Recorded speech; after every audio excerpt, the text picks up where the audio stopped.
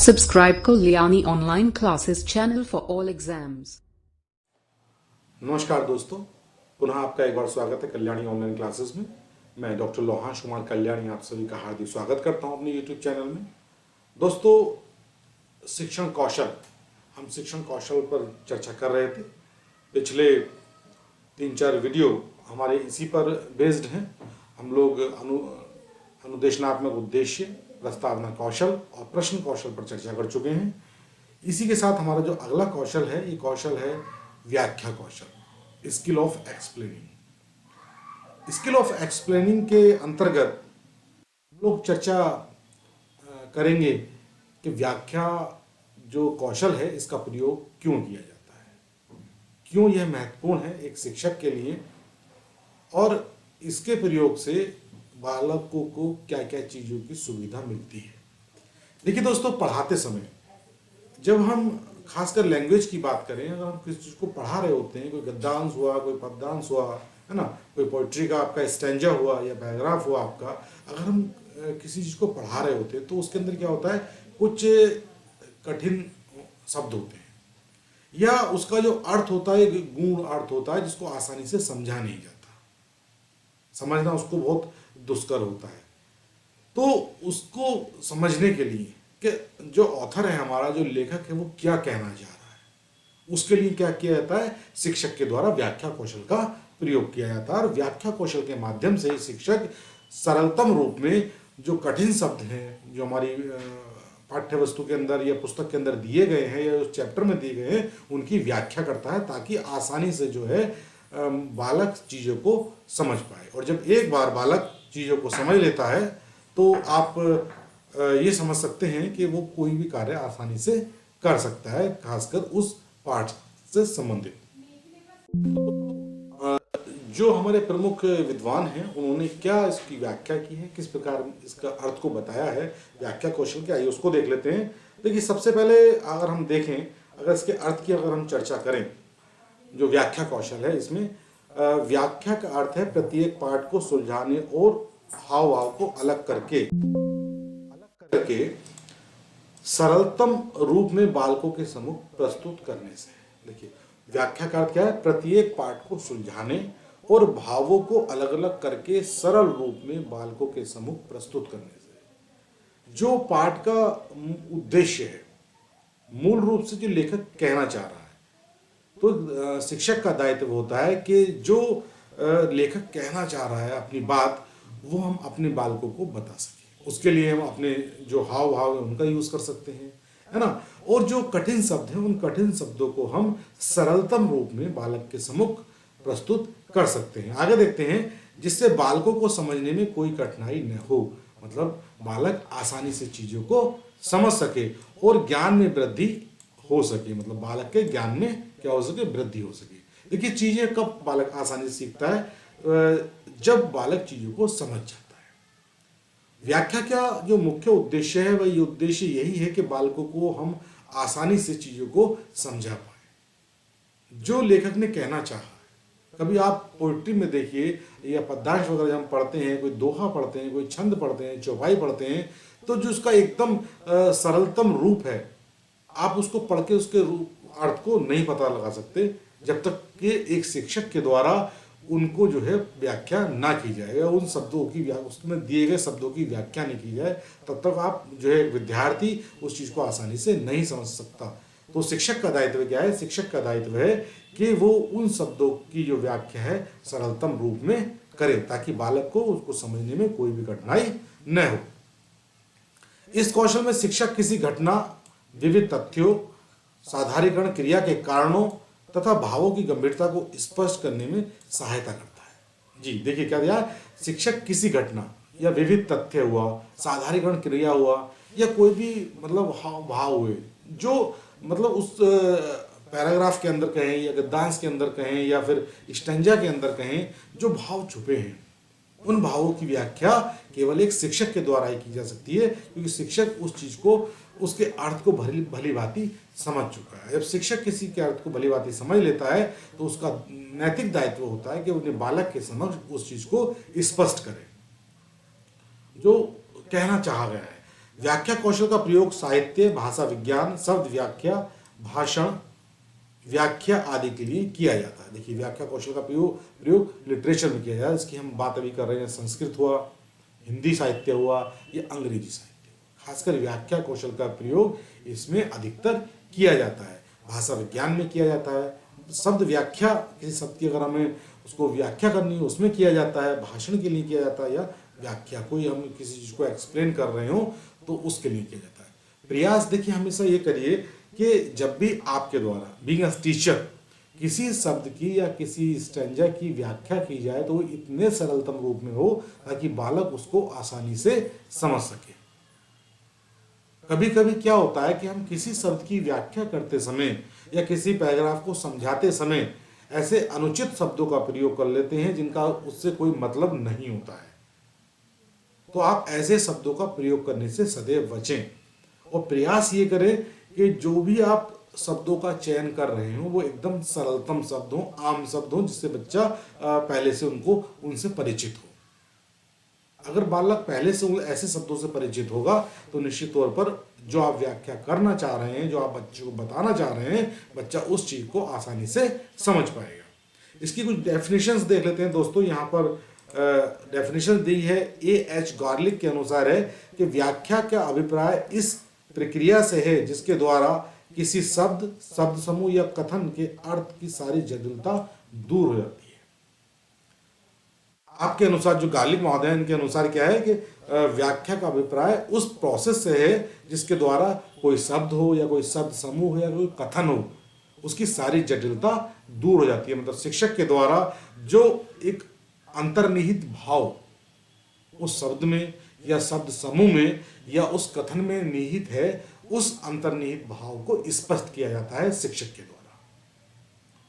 और शिक्षक अपने सरलतम शब्दों में उस शब्द की व्याख्या करता है, उस शब्द समूह की व्याख्या करता है, जिससे बालक आसानी से उसको समझ लेता है। वहीं दूसरी डेफिनेशन देखते हैं, एल.सी. सिंह व आर.डी. शर्मा की है। इनकी अपनी पुस्तक है जिसका नाम है micro teaching theory and practice. Micro teaching theory and practice, ये आपकी एल.सी. शर्मा और आर.डी. शर्मा की पुस्तक है। आप लोगों ने भी जो है व्याख्या कौशल की परिभाषा दी है। अब कहते हैं कि व्याख्या का आशय ऐसी क्रियाकलापों से है जो छात्रों में किसी विषय की अवधारणा, सिद्धांत व तथ्यों का ज्ञान कराती है। व्याख्या करते समय तथ्यों व क्रियाओं के कारणों और विषय के निष्कर्षों तक पहुंचने के लिए लिए गए तार्किक कदमों का उल्लेख किया जाना चाहिए। आप कहते हैं कि व्याख्या का आशय ऐसी क्रियाकलापों से छात्रों की जिसमें छात्रों में किसी विषय की अवधारणा, सिद्धांतों व तथ्यों का ज्ञान कराती है। क्या उसके सिद्धांत हैं, क्या तथ्य हैं। देखिए, पुस्तक में जो चीजें दी गई होती हैं, जो सिद्धांत दिए गए होते हैं, जो अवधारणा दी गई होती है किसी विषय की, आप उसको एज इट इज पढ़ेंगे या बालक आपका पढ़ता है तो बालक उसको नहीं समझ पाता। यहाँ पर शिक्षक का दायित्व होता है कि शिक्षक एक आम भाषा में, एक सरलतम रूप में, सरलतम भाषा में बालक को उन अवधारणाएं, उन सिद्धांतों को समझाए कि लेखक ने जो कहना चाहा है उसका क्या आशय है। और जब बालक इस चीज को समझ जाता है तो उस विषय वस्तु के बारे में और उस विषय के बारे में बालक को आसानी से ज्ञान हो जाता है। और जो व्याख्या करते समय ध्यान रखिएगा, क्रिया के कारणों और विषय के निष्कर्षों तक पहुंचने के लिए अनेक प्रकार के तार्किक क्रम का आप प्रयोग कर सकते हैं। मूल उद्देश्य क्या है, आप कह सकते हैं मुख्य उद्देश्य क्या है। जो मुख्य उद्देश्य है व्याख्या कौशल का वो यही है कि जो सार छिपा है उन शब्दों के अंदर, शब्द समूह के अंदर या किसी सिद्धांत के अंदर, उसको बताना ही शिक्षक का काम है।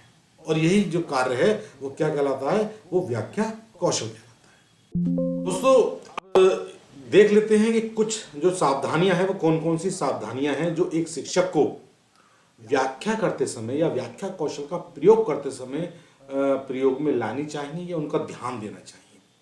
कुछ ऐसी सावधानियां। पहली है, व्याख्या सरल भाषा में। जब भी आप किसी भी शब्द की व्याख्या कर रहे हो, किसी पैराग्राफ की व्याख्या कर रहे हो, तो आप हमेशा इस बात का ध्यान रखें कि जो आपकी भाषा हो सरल हो, ताकि बालक उसको आसानी से समझ पाए। कभी कभी क्या होता है कि हम ऐसे क्लिष्ट शब्दों का प्रयोग ऐसे टफ शब्दों का प्रयोग जो है अपनी व्याख्या में कर लेते हैं कि बालक उन्हीं का अर्थ नहीं जानता। तो ऐसी कंडीशन में क्या होता है कि जो आप उद्देश्य प्राप्त करना चाह रहे हैं या जो बात अपनी बालक तक पहुंचाना चाह रहे हैं, बालक उस बात को नहीं समझ पाता। तो आप सदैव ध्यान रखें कि जब भी आप व्याख्या कौशल का प्रयोग करें तो भाषा जो आपकी हो वो एकदम सरल भाषा होनी चाहिए। दूसरा है, व्याख्या को उपदेश का रूप नहीं दिया जाना चाहिए। जब भी आप एक्सप्लेन करें किसी चीज को तो प्रयास करें कि वो बहुत लंबी ना हो, है ना, और ऐसा ना लगे कि आप एक लेक्चर उस पर देने लगे। एक सूक्ष्म रूप में और स्पष्ट शब्दों में और स्पष्ट रूप से आप उस शब्द की या शब्द समूह की व्याख्या करें। क्या कहना चाहा है लेखक ने, ये आप बताने का प्रयास अपने बालकों को करें। और कभी भी कोशिश ये करें कि जो भाषण होता है उससे बचें।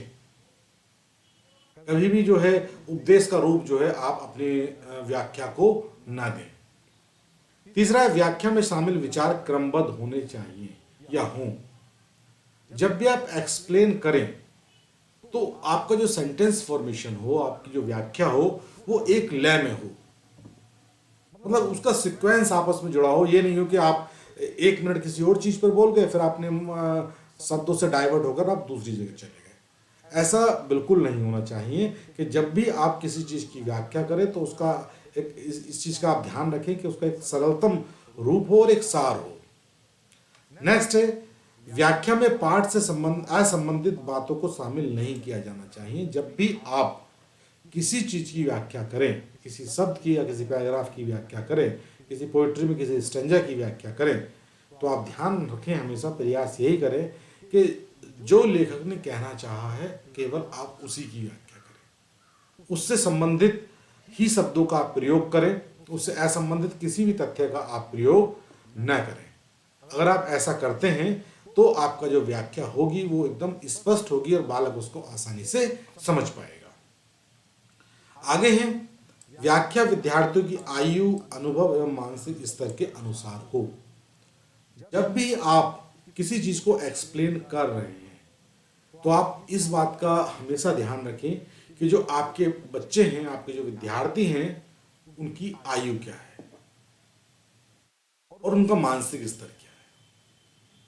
अगर आप इस चीज का ध्यान रखेंगे तो आप सदैव जो आपका व्याख्या होगी वो बहुत इजी होगी और बालक आसानी से समझ पाएगा। कभी कभी क्या होता है, हम क्लास में अगर हमारे बच्चे छोटे हैं, उनका मेंटल लेवल वो नहीं है कि वो आसानी से चीज़ों को समझ पाएँ, और आपका जो एक्सप्लेनिंग स्किल है वो इतना, मतलब एक्सप्लेन करने का जो तरीका है वो इतना हाई है, या आप कह सकते हैं कि ऐसे शब्दों का आप प्रयोग कर रहे हैं जिन शब्दों के प्रयोग को बालक नहीं समझ पा रहे, उन शब्दों का बालक अर्थ ही नहीं जानते हैं। तो उससे क्या होगा कि आपके द्वारा एक्सप्लेन की गई चीज़ों का कोई अर्थ नहीं रहेगा और आपका पढ़ाना, आपका व्याख्या करना निरर्थक रहेगा। आगे देखते हैं, व्याख्या पाठ के उद्देश्य। ये जटिल के बाद दोस्तों न है, मतलब जो व्याख्या हो कैसी हो, जटिल व लंबी न हो। ध्यान रखिए, जटिल व लंबी यहां पर आएगा न, जटिल व लंबी न हो तथा छोटी होनी चाहिए। जब भी आप एक्सप्लेन करें तो प्रयास ये करें कि जो पाठ का जो आपने उद्देश्य बनाए हैं, जिन उद्देश्य को आप प्राप्त करना चाह रहे हैं, आपकी व्याख्या उन्हीं के अनुसार। आपका मूल उद्देश्य क्या होना चाहिए? आपका मूल उद्देश्य हो कि आप जो है अपने उद्देश्य को प्राप्त करें उस व्याख्या के द्वारा। ना वो जटिल हो ना वो लंबी हो। कैसी वो कैसी होनी चाहिए? छोटी होनी चाहिए। जो व्याख्या हो मतलब स्पष्ट हो और छोटी हो, ना ही वो जटिल हो और ना ही वो लंबी हो। आगे देखते हैं, बात करते हैं व्याख्या कौशल के घटक की। किसके घटक कौन कौन से हैं? देखिए, अगर व्याख्या कौशल के घटक की बात करें तो पहला घटक है कथनों में तारतम्यता, कोऑर्डिनेशन इन स्टेटमेंट। व्याख्या के दौरान दिए हुए कथनों में आपसी तालमेल होना अति आवश्यक है, अन्यथा मतलब जो मैटर दिया है वो खिचड़ी सी बन जाती है। ध्यान रखिएगा, जब भी आप एक्सप्लेन कर रहे हैं और जो भी आप स्टेटमेंट दे रहे हैं, उन स्टेटमेंट के अंदर कोऑर्डिनेशन होना चाहिए। अगर स्टेटमेंट के अंदर कोऑर्डिनेशन नहीं होगा तो आप जो व्याख्या कर रहे हैं, जो व्याख्या देना चाहते हैं, जो बताना चाहते हैं, छात्र उसको आसानी से नहीं समझ पाएगा। वही दूसरी बात करते हैं असंबद्ध कथनों का अभाव, लैक ऑफ इररिलेवेंट स्टेटमेंट। कोशिश हमेशा यही करें कि जो आपके शब्द हैं उन शब्दों में आप यह व्याख्या करते समय इस चीज का हमेशा ध्यान रखें, जो असंबंधित कथन है उनका प्रयोग न हो, जो इरिलीवेंट मतलब स्टेटमेंट्स हैं आप उसका प्रयोग न करें। कभी कभी क्या होता है कि जब हम ऐसे शब्दों का प्रयोग करने लगते हैं, असंबद्ध कथनों का मतलब प्रयोग करने लगते हैं, तो हमारी जो व्याख्या होती है हम अपनी उस व्याख्या को सरलतम रूप में बालकों तक नहीं पहुंचा पाते हैं। जो उद्देश्य हम प्राप्त करना चाहते हैं उन उद्देश्य को हम प्राप्त नहीं कर पाते। तो आप सदैव इस चीज का ध्यान रखें कि जब भी आप किसी चीज को एक्सप्लेन करें तो एक्सप्लेन करते समय आप जो है इररिलेवेंट जो स्टेटमेंट्स हैं उनसे बचें। नेक्स्ट है भाषा में धारा प्रवाह, फ्लुएंसी इन लैंग्वेज। व्याख्या करते समय ध्यान रखिएगा कि जो प्रभावपूर्ण भाषा बोले तथा प्रभाव इतना अच्छा होना चाहिए कि सभी विद्यार्थी सुगमता से उसको समझ सकें। भाषा सरलतम हो और एक फ्लुएंसी आपकी लैंग्वेज में होनी चाहिए। अगर फ्लुएंसी अच्छी होगी, तारतम्यता होगी, कोऑर्डिनेशन होगा, ऐसा जो इररिलेवेंट स्टेटमेंट होंगे इनसे आप बचे होंगे, तो आप ध्यान रखिएगा बहुत आसानी से बालक आपकी द्वारा बताई गई एक्सप्लेनेशन को या व्याख्या को आसानी से समझ पाएंगे और उसको अपने जो शिक्षण में उसका प्रयोग कर पाएंगे। आगे देखते हैं परस्पर जोड़ने वाले शब्द मतलब परस्पर जोड़ने वाले शब्द जो कनेक्टिंग लिंक्स हैं, विभिन्न विचारों या कथनों को परस्पर जोड़ने वाले शब्द, मुहावरों एवं कड़ियों का समुचित प्रयोग करना अति आवश्यक होता है। इसलिए यह परिणाम स्वरूप आदि। जब भी आप दो शब्दों को जोड़ें, दो मतलब मुहावरे हुए, दो सेंटेंस को आप जोड़ रहे हैं, तो कभी कभी इसलिए, परिणाम स्वरूप, इस प्रकार के वाक्य हैं, इनका आपको उचित प्रयोग करना चाहिए। और अगर आप इस प्रकार का प्रयोग करेंगे तो निश्चित तौर पर जो आप व्याख्या कौशल में का प्रयोग कर रहे हैं, बालक बहुत आसानी से और बहुत अच्छे से आपकी बात को समझ पाएगा। स्पष्ट प्राथमिक कथन। देखिए, व्याख्या शुरू करने से पहले या प्रारंभ करते समय शिक्षक स्पष्ट वाक्य द्वारा ये विद्यार्थियों को बता दे कि शिक्षक क्या पढ़ाने वाला है। जब भी आप कोई नया चैप्टर शुरू करते हैं, पूर्व ज्ञान चेक करने के बाद, प्रस्तावना प्रश्न के बाद जब हम स्टेटमेंट देते हैं तो उस स्टेटमेंट में ये चीज क्लियर हो जाए कि हम पढ़ने क्या वाले हैं। अगर ये चीज बालक को स्पष्ट हो जाए कि हम पढ़ने क्या वाले हैं, तो बालक आसानी से अपने मन मस्तिष्क को जो है तैयार कर लेगा चीजों को समझने के लिए। नेक्स्ट है उपयुक्त शब्दों का प्रयोग, यूज ऑफ प्रॉपर वर्ड्स। व्याख्या में किसी वस्तु या घटना आदि के लिए शिक्षक उपयुक्त शब्दों का प्रयोग करे, अन्यथा असमंजस की स्थिति में पड़ सकता है। ये बात मैं आपसे बार बार कहता हुआ आ रहा हूं कि जब भी आप पढ़ाएं, जो आपका शब्दों का चयन है बहुत स्पष्ट हो, बालक की मानसिक स्तर के अनुसार हो, बालक की कक्षा के अनुसार हो, बालक की आयु के अनुसार हो। अगर आप इन समस्त चीजों का ध्यान रखते हैं व्याख्या करते समय, तो बालक आसानी से उन कठिन से कठिन शब्दों को भी या कठिन से कठिन कह सकते हैं कि वाक्यों को भी आसानी से समझ पाएगा और आप शिक्षक होने के नाते अपने उन उद्देश्यों को प्राप्त कर पाएंगे जो आपने उद्देश्य उस चैप्टर से पहले बनाए हैं। अब देख लेते हैं दोस्तों, उसके जो कौशल के तत्व हैं वो कौन कौन से तत्व हैं, घटक जो हैं कौन कौन से हैं जिनमें आपको आवृत्ति देनी होती है। मतलब क्वेश्चंस में आपको ये नोट करना होता है कि कौन कौन से कौशल का प्रयोग या कौन कौन से घटक का प्रयोग उस क्वेश्चन में किया गया है या व्याख्या करते समय किया गया है। यहाँ व्याख्या की बात करेंगे। व्याख्या में प्रयुक्त कथनों में तारतम्यता थी, मतलब जो शिक्षक के द्वारा व्याख्या की गई है कथनों की, उसके अंदर कोऑर्डिनेशन था या नहीं था। 1 सबसे कम और 10 सबसे अधिक, यहाँ पर इसको देना है। व्याख्या सरल तथा स्पष्ट थी, वही यहाँ पर आप आवृत्ति 1 से लेकर 10 तक उसको सेलेक्ट करेंगे। व्याख्या में कथनों को जोड़ने वाले शब्दों का प्रयोग किया गया, जैसे हमने परिणाम स्वरूप और इसलिए ये शब्द बताए हैं कि क्या इन शब्दों का प्रयोग किया गया है और किया गया तो किस स्तर पर किस प्रकार किया गया है। छात्रों से व्याख्या के माध्यम से प्रश्न पूछे गए थे। व्याख्या की भाषा प्रभावपूर्ण थी। व्याख्या में उपयुक्त उदाहरणों का प्रयोग किया गया था या व्याख्या में असंबद्ध शब्दों का भी समावेश था। यहाँ आप निरीक्षक की टिप्पणी और यह निरीक्षक के हस्ताक्षर और रेटिंग 1 से लेकर 10 तक, 1 सबसे कम और 10 सबसे अधिक, मतलब सबसे उपयुक्त, है ना, सबसे अच्छा किया गया तो हाँ ठीक किया गया, और एक ये आपका निकृष्ट 1, तो आप इस रूप में इसकी आवृत्ति को इसमें सेलेक्ट करेंगे। तो दोस्तों ये हमारी व्याख्या कौशल थी और मुझे उम्मीद है कि ये कौशल आपको समझ में आया होगा। एक आसान कौशल है और बस आपको ध्यान क्या रखना है कि जब भी आप चीज़ों को जो है इस व्याख्या करें शब्दों की और उन शब्दों का चयन करें, ध्यान रखें कि आप किस प्रकार के शब्दों का चयन कर रहे हैं व्याख्या करते समय।